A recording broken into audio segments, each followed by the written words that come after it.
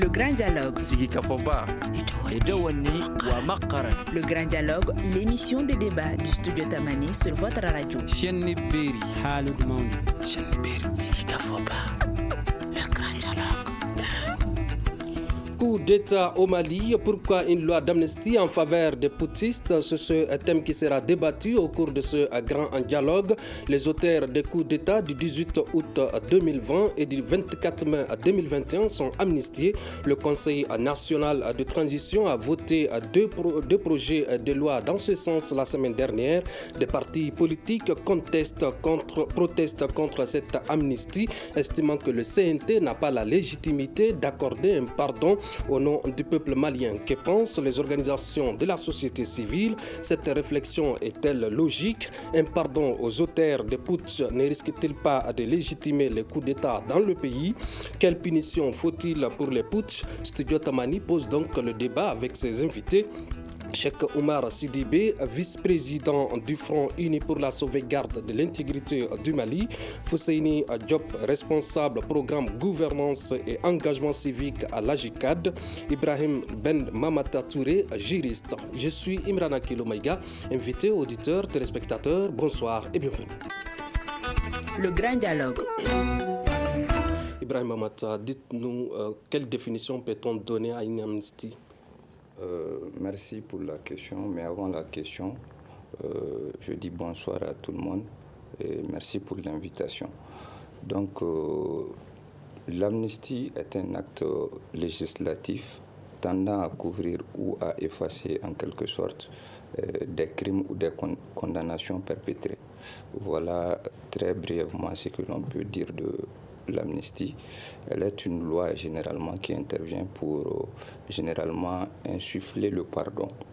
Le pardon à travers vraiment des frustrations qui peuvent naître après les forfaits crimes commis, donc pour que le pays puisse être en harmonie. Voilà un peu pourquoi les conditions dans lesquelles elle peut intervenir. Monsieur Sidibé, est-ce que vous avez la même lecture de définition du système d'amnistie? Absolument. Évidemment, une loi d'amnistie par définition, c'est une loi qui accorde le pardon à des personnes ou à un groupe de personnes qui, à un moment donné de l'histoire, peuvent être amenées à poser des actes répréhensibles, donc condamnables par la loi. Donc, dans les soucis de la quiétude et de la paix sociale, les autorités peuvent être amenées à envisager une telle démarche pour que, après, comme il l'a dit mon co-débatteur, pour qu'après il n'y ait pas de friction à ce niveau. Donc c'est juste pour effacer, si vous voulez, en quelque sorte, des crimes, des faits perpétrés à des occasions données. Vous êtes dans une organisation qui défend l'intégrité la sauvegarde de l'intégrité du Mali. Dites-nous pourquoi une amnistie en faveur de ceux qui sont impliqués dans les coups d'État du 18 août 2020 et du 24 mai 2021.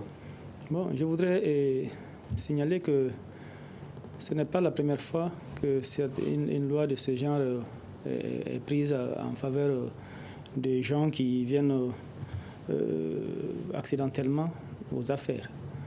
Vous savez, tout coup d'État est la résultante d'une certaine situation de frustration généralisée, et face à laquelle situation généralisée, les militaires le plus souvent interviennent pour abréger la souffrance des populations, mais en même temps créer les conditions d'un nouveau départ pour que le pays puisse mieux respirer.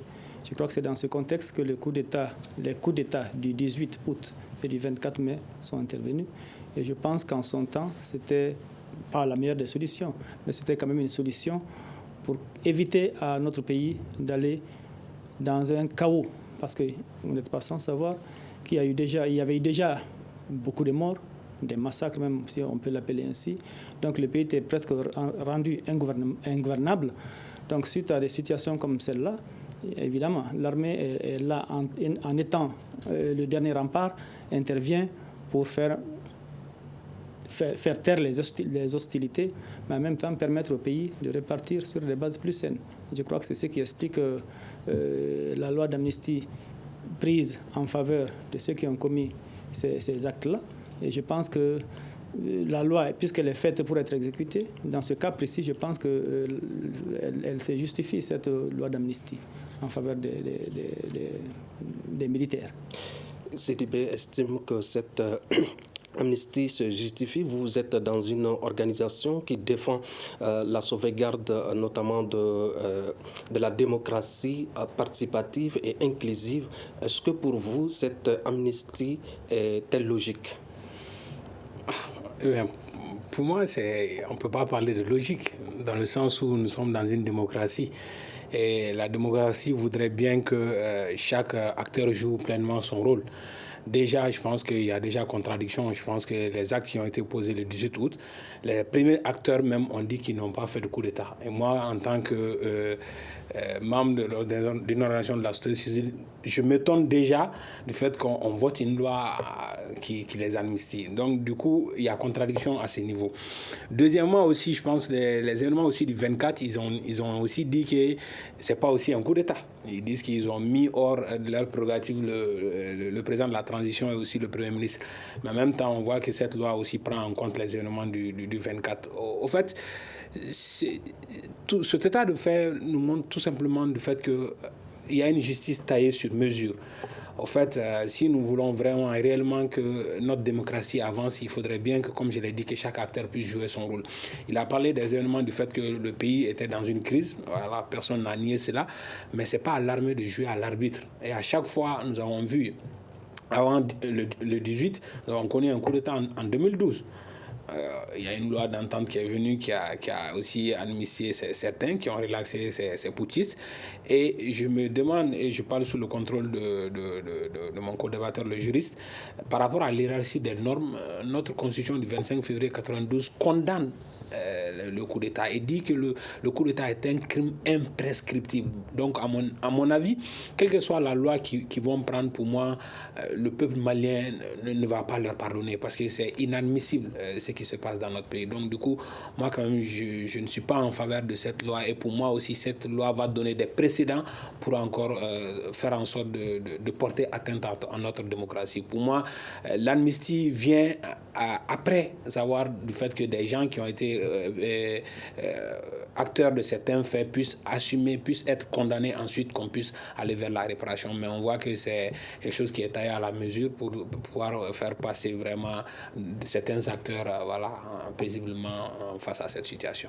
La JICAD estime que le peuple ne va pas pardonner aux putschistes.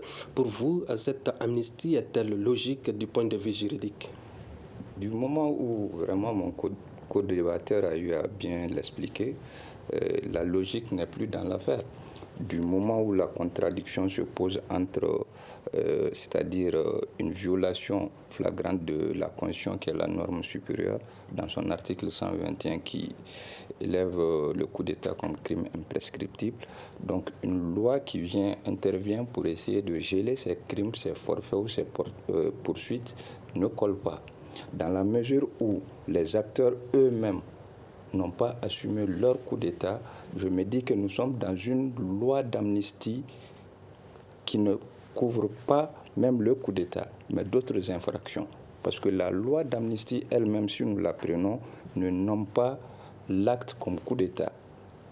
Dans l'énoncé, on voit que c'est l'amnistie sur les faits liés à la démission d'Ibeka. Bon, partant de ce postulat, moi je me dis qu'il y a en quelque sorte de l'amateurisme même dans cette loi qui ne couvre pas du tout l'infraction coup d'État. Seulement aujourd'hui, certains ont le pouvoir, donc c'est une justice qui va dans un sens, le sens du maître du jour. Demain, le pouvoir peut changer et un juge peut s'autosaisir de cette question, ou quelqu'un peut porter plainte pour coup d'État. Or, dans l'énoncé même de la loi d'amnistie, il n'est nullement écrit coup d'État. Des faits, quels faits? Les faits sont imprécis. Et nous sommes en droit pénal. Le droit pénal, c'est la précision. La loi est stricte, il n'y a pas d'interprétation. Donc, on se colle à l'énoncé des lois. Donc, dans la posture de cette loi, je me dis que c'est juste la version de ceux-là qui ont perpétré le coup, et essayant de se couvrir, mais en réalité, ça ne les couvre pas. Dans ce cas de figure, à quel moment faut-il accorder une amnistie pour les putschistes, puisque le Mali a connu 2 coups d'État en une année? Bon, généralement, les conditions d'amnistie interviennent dans la recherche d'une paix, d'une quiétude, d'une stabilité. En la forme aujourd'hui, l'idée de cette amnistie est née d'où? De la charte, des assises de la charte, des journées de concertation de la charte. La charte a prévu que le CNSP puisse jouir d'une loi d'amnistie. Maintenant, est-ce que c'est tout le peuple malien qui a décidé cela? Nous savons comment ces journées ont été faites. Il y avait une grande polémique autour de la question. Donc, on est en train d'amener des gens vers des faits accomplis. Nous n'avons pas tellement le choix. Ils ont des armes, ils ont le pouvoir, ils font ce qu'ils veulent. Donc nous assistons à un fait accompli. Maintenant, dans la forme, c'est contestable. Rien à dire. Et c'est pourquoi, au tout début de la question, la notion de pardon du peuple malien n'est pas admise, parce que les gens ne sont pas d'accord. D'accord. Monsieur Cheikh Oumar Sidibé, vous êtes du Front uni pour la sauvegarde de l'intégrité du Mali. Les deux précédents intervenants disent que cette amnistie n'est pas logique et vous estimez qu'elle est logique. En quoi est-elle logique et peut-elle s'expliquer? Bon, je pars simplement du fait que il parle de précédents, ça va servir de précédents. Non, il y a eu déjà d'autres coups d'État. Mais je ne crois pas qu'en République du Mali, il n'y a jamais eu réparation ou justice suite à un coup d'État. Donc, ça ne va pas commencer par ceci-là. Mais ce que je sais, c'est que l'amnistie se justifie simplement par le fait que ceux qui sont intervenus sur le champ politique le 18 et le 24 mai, s'ils ne l'avaient pas fait, peut-être que le pays serait dans des situations beaucoup plus compliquées aujourd'hui. Donc, je répète, ils sont venus abréger la souffrance des populations parce que les différents mouvements qui étaient en cours n'étaient plus loin de rendre le pays ingouvernable. Donc cette situation ne pouvait pas perdurer. Et l'armée, je dis encore une fois, l'armée reste le dernier rempart quand le pays est menacé. Aussi bien sur le plan sécuritaire que même sur le plan politique et institutionnel. Donc pour vous, cette amnistie est salutaire? Elle est salutaire et le peuple malien l'a applaudi des 2 mains. Et je le dis, je paraphrase un peu le président Tété, un coup d'État n'a jamais été le souhait de quelqu'un. Mais il intervient chaque fois quand le pays est menacé même dans son existence. Donc il faudrait qu'ici, on mette l'accent sur la bonne gouvernance. Tant que les dirigeants ne se comporteront pas bien, des coups d'État, vous-même on l'a dit, c'est vrai, dans le cas d'espèces, on ne parle pas de coups d'État. On a dit démission du président de la République. C'est vrai, même s'il y a été contraint d'une certaine façon. Mais je crois que c'est salutaire parce que ça permet au pays de retrouver une certaine stabilité, au moins sur le plan institutionnel, sur le plan politique. Diop, et social, le peuple ne peut pas accepter le pardon de ces putschistes-là. Donc pour vous, le peuple va accepter ce pardon? Non, quand vous sortez... Le peuple a déjà accepté selon vous? On ne peut pas dire que le peuple a accepté. Il y a des gens qui sont là. C'est les gens du CNT qui sont en train de jouer le rôle des représentants du Parlement. Donc on a parlé d'absence de Parlement, je suis parfaitement d'accord, mais le CNT qui est là, il est en train de jouer tous les rôles qu'un Parlement régulier joue. Donc à partir de ce moment-là, tous les actes qu'il pose doivent être entérinés de fait par le peuple. Ça, c'est mon point de vue. Donc encore une fois, la loi d'amnistie prise en faveur des événements du 18 août et du 24 mai se justifie largement parce qu'elle vient remercier des gens, des patriotes, qui ont risqué leur vie en son temps pour sauver le peuple. D'accord. Parce que sans cette intervention, on n'en serait pas là aujourd'hui. Des partis politiques estiment que le CNT n'a pas la légitimité d'accorder un pardon aux militaires à la place du peuple, alors que des organisations de la société civile, comme votre association, saluent cette amnistie. Suivant donc ce compte-rendu de Mamadou Samasikou. C'est un non-événement pour nous, estime la CODEM de Ousseini Amianguindou. Pour ce parti membre de Djigakoura, c'est au peuple d'accorder une amnistie, pas le CNT. Alassane Abba, secrétaire général de la CODEM. Le CNT tel qu'il est là-bas, c'est vraiment les auteurs du coup d'État qui l'ont mis en place. Ils n'ont aucune légitimité pour amnistier. Si ces gens n'ont rien à se reprocher, il faut laisser les gens auxquels revient le pouvoir d'amnistier un président élu à une assemblée nationale procéder à ça. Faire coup d'État, venir s'auto-amnistier, refaire coup d'État. Je crois qu'on doit sortir de ça. Pour la coordination des associations et regroupements de la société civile CARSOC, cette amnistie est la bienvenue. Parce que les militaires n'ont fait que parachever le soulèvement du peuple contre le régime d'Ibeka. Dr Adama Traoré, président de la CARSOC. C'est l'aboutissement de l'effort de la société civile du Mali pour mettre fin à un régime. Donc, parler de coup d'État dans ce sens-là, n'est-ce pas de l'achèvement, n'est-ce pas de l'effort de la société civile. J'adhère à cette histoire des initiés, des militaires qui ont fait ça. Rappelons que lors de son intervention hier devant les membres du CNT, le ministre de la Justice, Garde des Sceaux, a fait savoir que l'objectif de cette amnistie est de permettre aux auteurs des deux putsch de tranquillement s'occuper de leur mission. La CODEM estime que cette amnistie est un non-événement. Êtes-vous d'avis avec lui, Ousseini Diop? Oui, c'est ce que j'ai dit au départ. En fait, je pense qu'il faut qu'on sorte un peu des terminologies où, voilà, parachever, voilà, la souffrance, les notions de peuple, tout ça. Vous savez, le peuple, c'est un ensemble. Une portion de la population ne peut pas s'arroger de cette notion-là pour s'ériger en peuple. Voilà, moi, je pense que ce qui a été dit, c'est largement cela. Ce CNT qui est mis en place, on sait comment ce CNT a été mis en place. Le décret même qui montrait un peu l'organisation de ce CNT a été violé. Donc, du coup, on ne peut pas parler de ça. On parle aussi du fait qu'on trouve en cela une légitimité ou encore une justification parce que la souffrance des Maliens a été abrégée. Vous savez, nous sommes dans la situation depuis le 18 août à aujourd'hui. Les souffrances des Maliens continuent. L'insécurité sévit dans nos régions. Les attaques, ça continue. Les villages sont massacrés jusqu'à présent. Du point de vue économique, le Malien lambda souffre énormément. Donc, du coup, aujourd'hui, certes, le régime d'Ibeka est tombé, mais les Maliens vivent dans le statu quo. Et ça, c'est une réalité. Et aujourd'hui, nous voyons que la transition qui s'est fixée 18 mois pour pouvoir faire des réformes et aller vers des élections, nous pataugeons jusqu'à présent. On a fait 9 mois dans les va-et-vient qui ne passent pas. Donc, du coup... La CODEM estime que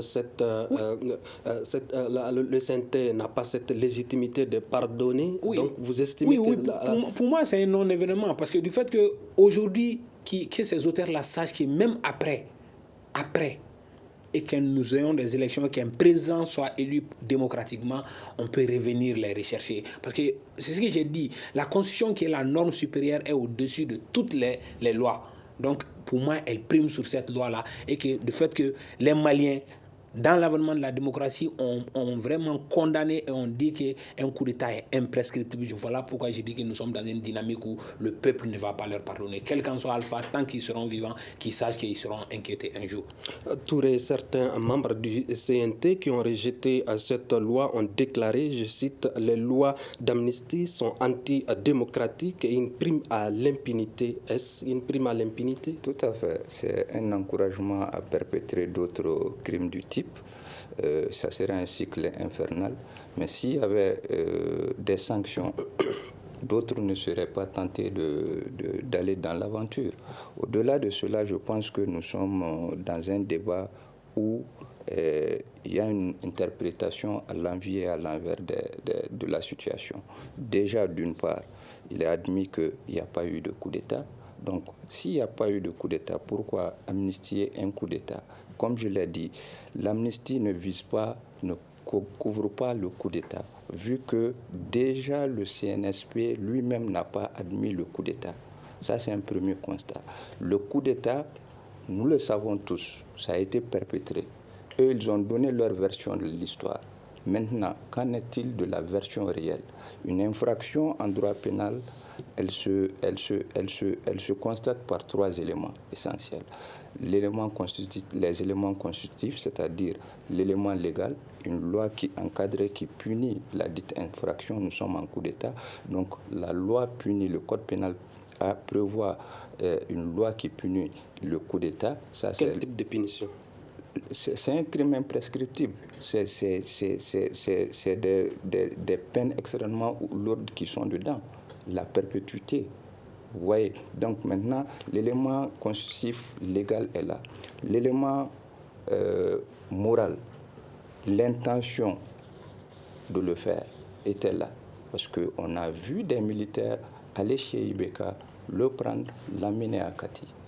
L'élément matériel, on peut supposer que cela aussi existe. Ils n'étaient pas allés à main nue, ils étaient armés.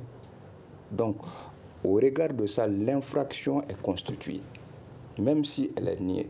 Ça, c'est leur version. Qu'en sera-t-il de la version d'un juge?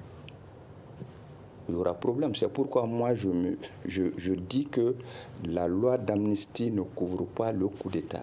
Il y a eu d'autres infractions mineures à côté.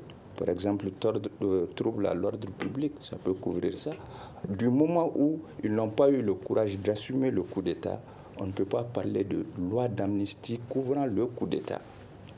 On est bien d'accord. Donc c'est pourquoi je dis que demain ou après-demain, si le pouvoir change, ils peuvent répondre à ce coup d'État. Parce qu'ils n'ont pas eu le courage de nommer explicitement les infractions.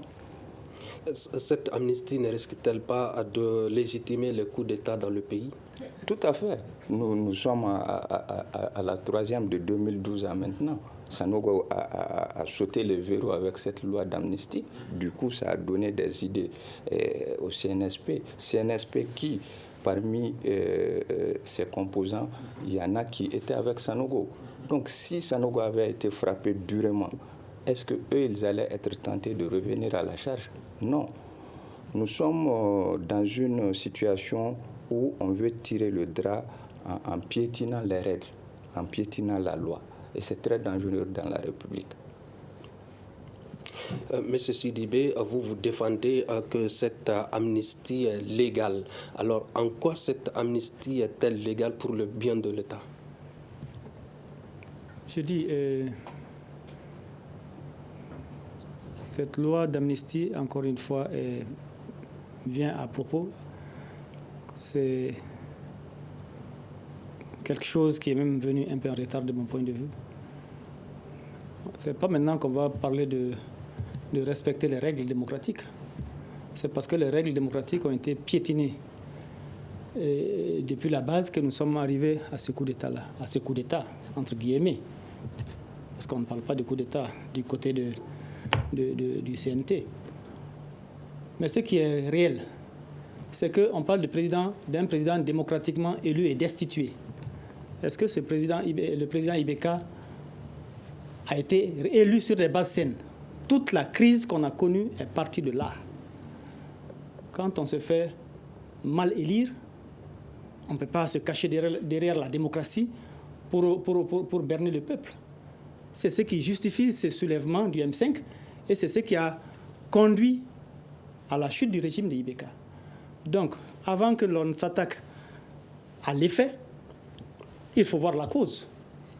C'est parce que les choses ont été très mal faites à un moment donné, des élections mal organisées, des résultats tripatouillés, proclamés, qui n'ont pas eu l'adhésion du peuple et qui a poussé ce peuple dans la rue. Tout est parti de là. De la chute de Ibeka à aujourd'hui, est-ce qu'il y a eu un changement? Non, ce n'est pas par un coup de baguette magique que les choses changent du jour au lendemain. Mais Ibeka a eu 7 ans de gestion de ce pays-là. Il a été à la gestion de ce pays-là pendant 7 ans. Ce que lui n'a pas pu faire, on ne va pas demander. Mais nous sommes à une année de gestion. Je sais, mais ceux qui sont venus il y a 1 an ou moins d'1 an, on ne va pas leur demander de faire plus que celui qui était là pendant 7 ans. Ça, c'est aussi une réalité quand même. Ils sont en train quand même de poser des bases. Qu'on le veuille ou pas, des choses sont en train de bouger. Dans le bon sens, certainement, mais pas dans le sens que tout le monde veut. Je sais qu'il y a des gens qui ne vont jamais rien apprécier dans ce que ces autorités-là feront, hein. Mais dans tous les cas, nous estimons que leur venue au pouvoir a servi à quelque chose parce que ça a évité un chaos certain à notre pays.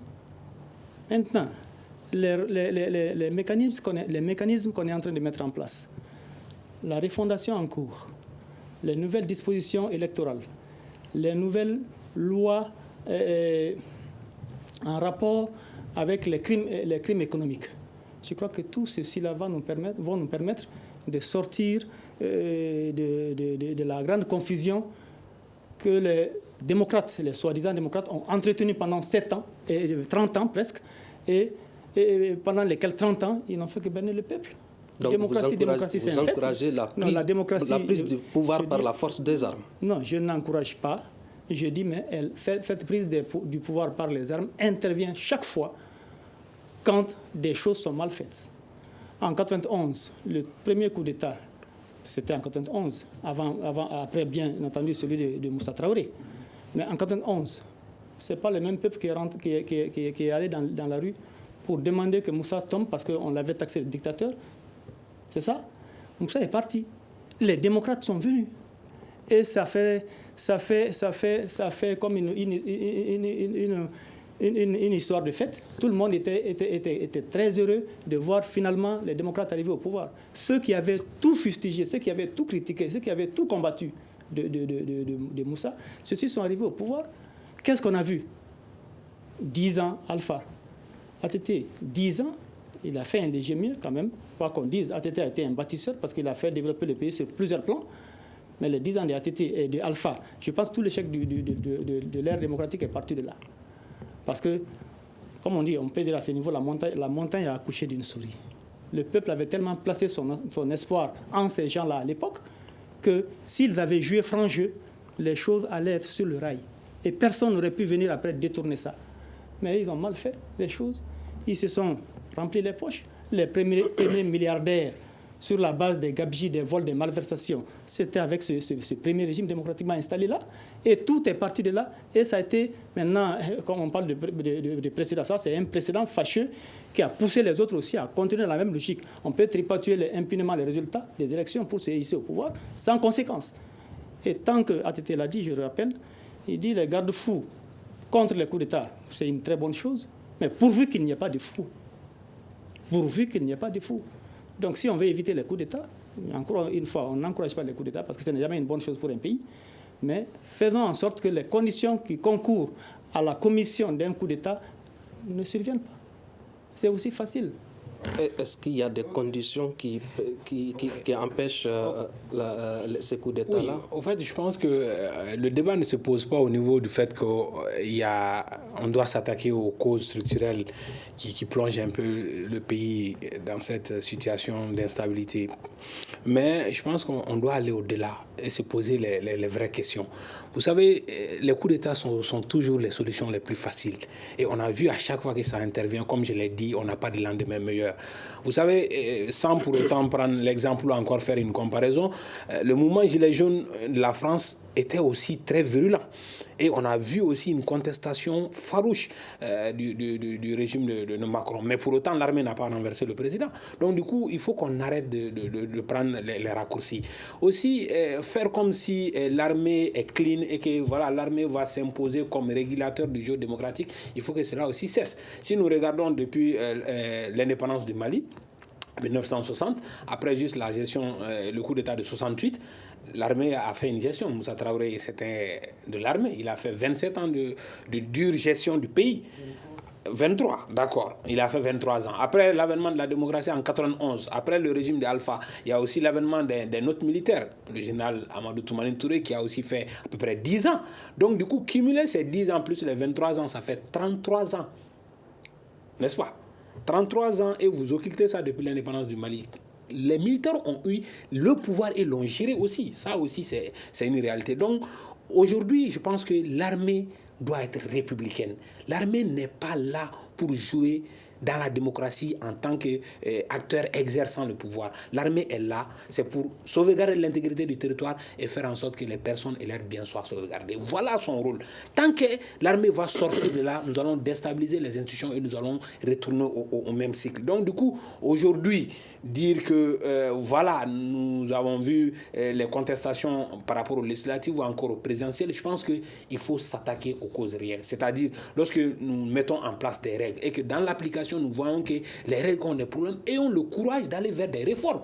Aujourd'hui, lorsqu'on a quitté les présidentielles de 2013 ou encore de 2018, on a cessé d'alerter en tant que société civile. Attention, si nous devons aller à d'autres élections, il est important aujourd'hui de changer les règles de base parce que nous pensons que la loi électorale que le Mali a montré ses manquements. Mais cela n'a pas été fait.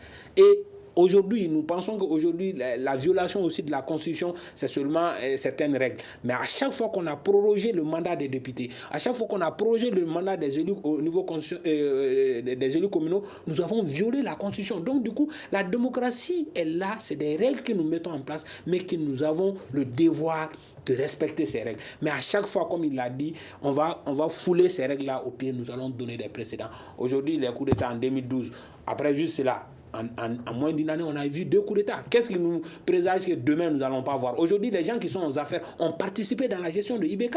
Qu'en est-il de leurs responsabilités? Mais on fait comme si c'est des gens clean aujourd'hui qui viennent s'ériger en prince du jour pour dire au peuple, voilà, vos problèmes sont résolus. Je pense que c'est trop facile. Certains membres du CNT ont rejeté cette loi d'amnistie.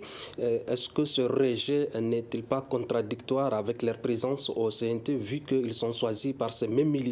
Oui, mais je pense qu'au-delà du choix, s'ils ont été choisis, je pense qu'ils doivent regarder le peuple. Parce qu'ils sont là, certes, sur la base d'un choix, mais ils doivent regarder le peuple en face et trancher du point de vue de leur conviction, du bien de leur... Et moi, je salue ces personnes-là qui ont eu le courage de s'opposer à cette loi. Parce que comme je l'ai dit, nous allons ouvrir une brèche pour donner encore des précédents. Aujourd'hui, rien n'est garanti que demain, on ne va pas avoir un autre coup d'État. Parce que nous sommes en train de passer à l'impunité d'année en année à cause de ces pushs répétés qui ne sont pas punis.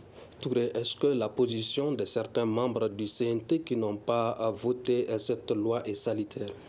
Elle est dans la mesure où on peut laisser entendre qu'ils commencent à comprendre qu'ils ne sont pas des représentants du peuple en tant que tel, parce que des membres du CNT qui ont été choisis par Assimi, il faut dire les choses telles qu'elles sont, et donc qui ne représentent aucune circonscription, ne peuvent accorder de pardon au nom du peuple malien. Qu'on se dise clairement les choses. Moi, j'aurais aimé, je ne soutiens pas les coups d'État, j'aurais aimé, tout le problème se pose à un niveau. J'aurais aimé qu'ils assument leur coup d'État. En assumant le coup d'État, ils prennent les choses en main, ils dissoudent la Constitution. Et là, c'est un boulevard ouvert à tout. Maintenant, lorsque on reviendra à un retour à la normale, on peut changer la donne en demandant à une assemblée légitime de donner un quitus pour l'amnistie. Mais allant comme ça, en jouant ce jeu de malice, je me dis que c'est mal fait, c'est mal réfléchi. Le ministre de la Justice, Mahamadou Kassogué, un ancien procureur du pôle économique et financier, qui a défendu cette loi, a considéré que les événements du 18 août 2020 et du 24 mai 2021 sont des actes salutaires pour éviter une effusion de sang et une guerre civile. Bon, moi je ne vais même pas aller dans ce... Parce que les gens disent coup d'État. Moi, j'ai l'habitude de dire que c'est un coup d'État romantique, un arrangement, ni plus ni moins. Un coup d'État intervient, personne n'est arrêté pour ses responsabilités dans l'effritement de la nation, pour la mauvaise gouvernance. On doit se poser des questions. Sommes-nous dans un coup d'État ou un arrangement? Moi, je me dis que nous sommes dans un arrangement, un jeu de passe-passe. Ces militaires n'ont pas fait de coup d'État en tant que tel. C'est un deal entre eux et les anciens dignitaires du pouvoir. Parce que jusqu'à preuve du contraire, personne n'est mis à l'arrêt pour avoir agi hier contre ce peuple et les intérêts de ce peuple. Donc, partant de ce postulat, nous sommes dans une posture où le peuple est enfariné. C'est-à-dire, on trompe le peuple. On veut montrer au peuple, ceux-là n'ont pas bien fait, nous sommes la solution. Mais si vous voulez être la solution, on ne peut pas laisser des gens qui ont causé du tort à ce pays pendant des années vaquer à leurs occupations comme si rien n'a été fait et se prétendre sauveur de la même patrie. Ça ne colle pas. Il y a toujours un flottement dans les actes, des incompris, des non-dits qui élèvent plus de suspicion, de méfiance. Moi, personnellement, j'opterais pour un arrangement et un coup d'État. Très sincèrement. Sidibé, le ministre a également annoncé des mesures de réparation et d'indemnisation. De quelle réparation s'agit-il? Bon, dans des cas pareils, pour les victimes liées à ces événements. Oui, dans des cas pareils, il y a toujours des victimes, comme on dit, des victimes collatérales. Donc, quand l'autorité centrale décide de se retourner pour regarder ces victimes-là, je pense que c'est de bonne guerre. C'est justice quelque part. Donc nous ne pouvons que nous en réjouir et soutenir cette initiative qui va permettre de soulager certains qui ont perdu des êtres chers dans ces mouvements-là. Évidemment, pas les coups d'État, mais les événements qui ont conduit à ces coups d'État-là. Donc la loi d'amnistie, je crois, elle doit couvrir tous ces cas-là. Donc si c'est ce que le ministre a voulu nous dire par ces propos-là, je pense que c'est salutaire. Nous ne pouvons que nous en réjouir au sein de notre plateforme Front Uni pour la sauvegarde de l'intégrité du territoire. L'État a-t-il le moyen d'indemniser toutes les victimes de ces manifestations qui ont procédé à l'arrestation de l'ancien président Ibrahim Boubacar Keïta? D'autant plus qu'on sait que beaucoup de biens privés ont été saccagés, des journalistes de l'ORTM qui ont vu leurs véhicules incendiés qui attendent toujours une réparation. Bon, si un inventaire exhaustif de tous ces dégâts est véritablement fait, je pense que l'État c'est le dernier recours là. Il dispose de tous les ressorts, de tous les moyens possibles pour venir en aide à ces gens-là, d'une façon ou d'une autre. Donc si c'est l'État qui le décide, moi je pense que nous laissons faire. Et je pense qu'ils en ont les moyens. Et c'est justice quelque part. Cette indemnisation de l'État proposée par le ministre de la Justice est pour vous a un sens? C'est ce que j'ai dit. En fait, le porteur même de cette loi au niveau de CNT, on retourne quelques mois avant seulement, avait introduit encore une plainte contre certains de nos compatriotes pour déstabilisation de ce même État ou comme tentative de coup d'État. Et le voir encore érigé aujourd'hui comme porteur de projet, il n'y a pas de logique, quoi. Il n'y a pas de logique. C'est ce que j'ai dit, soyons cohérents dans ce que nous faisons. Donc du coup, dire que les gens aussi seront indemnisés, voilà, c'est à l'État de prendre ses responsabilités, parce que moi j'ai dit, c'est l'État le premier garant par rapport à la protection des personnes et de leurs biens. Et lorsqu'il y a atteinte à cela et que c'est par la faute ou encore les faiblesses de ce même État qu'il faille prendre des mesures pour indemniser, je pense qu'il n'y a pas de problème à cela. Mais qu'ils sachent que voilà, les victimes aussi sont regardants, mais d'autres aussi ne vont pas rentrer dans cette histoire d'indemnisation. Les gens qui ont perdu des êtres aussi, c'est pas en les indemnisant qu'on va leur ramener leurs proches. Donc du coup, voilà pourquoi j'ai dit que c'est une solution facile, qu'on veut seulement jouer, voilà, pour apaiser les choses, mais qu'après ça peut encore soulever d'autres interrogations ou d'autres problèmes. Des organisations sous-régionales à chaque poste annoncent des sanctions, mais sans résultat au final. Ces organisations ont-elles montré leurs limites dans leurs décisions?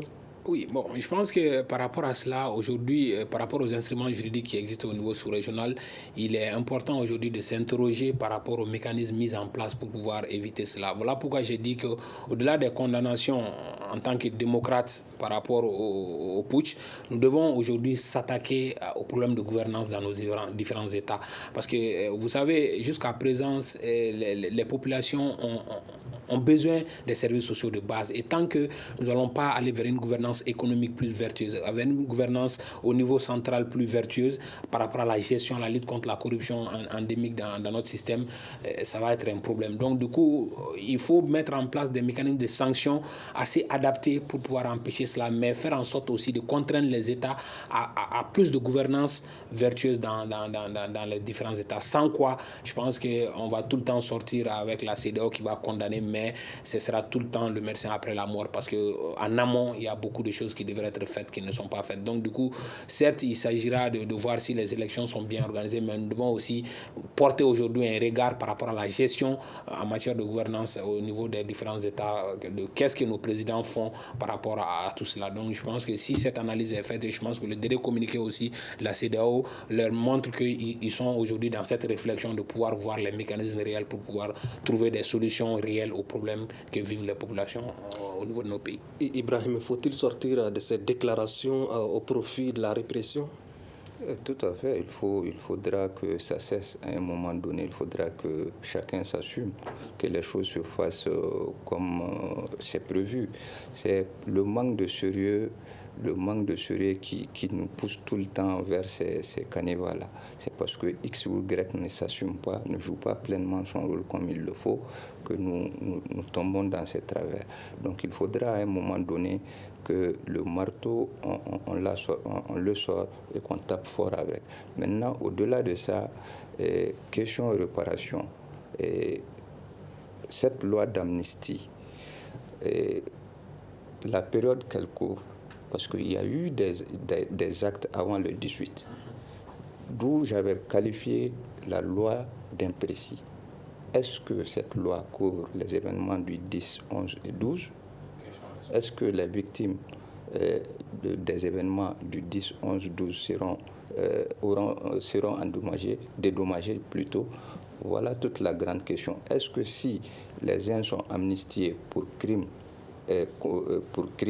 d'autres ne le sont pas, est-ce qu'il n'y a pas deux poids, deux mesures? Voilà des questions, des craintes, des boulevards ouverts à beaucoup de choses. Au-delà de ça, je me dis aussi que si réellement cette loi couvre les événements du 10, 11, 12, le commandant Forsat croupit toujours en prison, si j'ai bonne mémoire. C'est ça. Donc ça veut dire que jusque-là, on n'arrive pas à bien ficeler la chose. Jusque-là, on est dans la malice. Jusque-là, au-delà de tous ces questionnements, comment éviter les coups d'État dans les...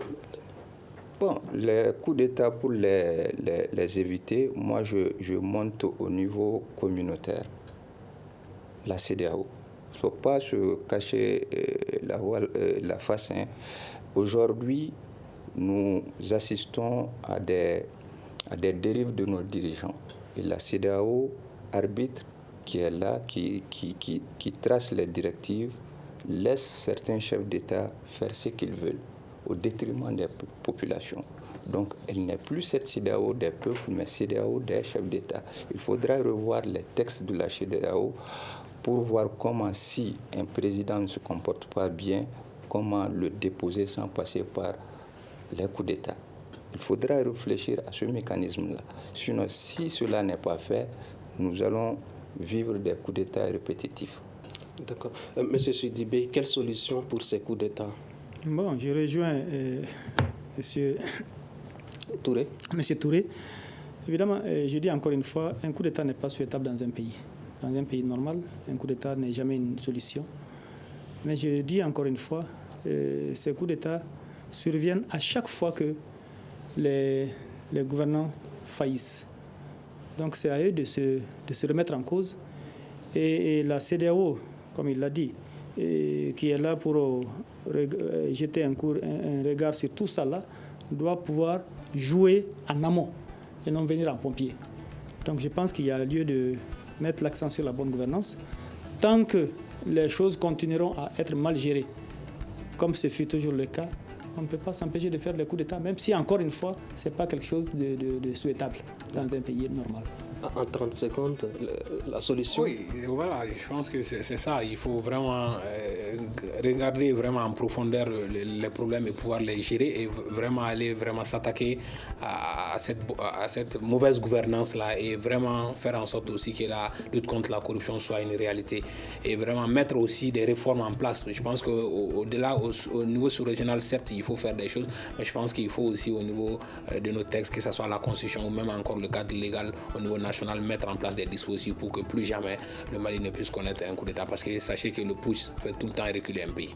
Mettre en place des dispositions pour empêcher ce coup d'État, c'est sur ce mot de Fousseini Diop que se referme ce débat qui réfléchissait sur le coup d'État au Mali. Pourquoi une loi d'amnistie en faveur des putschistes? Nous étions avec Cheikh Oumar Sidibé, vice-président du Front Uni pour la sauvegarde de l'intégrité du Mali. Fousseini Diop, responsable programme gouvernance et engagement civique à l'AGICAD. Ibrahim Ben Mamata Touré, juriste. À la régie vidéo, vous avez Gagné Kanté. À la mise en onde, Seydou Dawa. À la coordination, Sekou Gadigo. Je suis Imrana Kilomaïga, invité auditeur, téléspectateur. Merci d'avoir suivi ce débat. À demain. Le grand dialogue. Le grand dialogue, l'émission des débats du studio Tamani sur votre radio.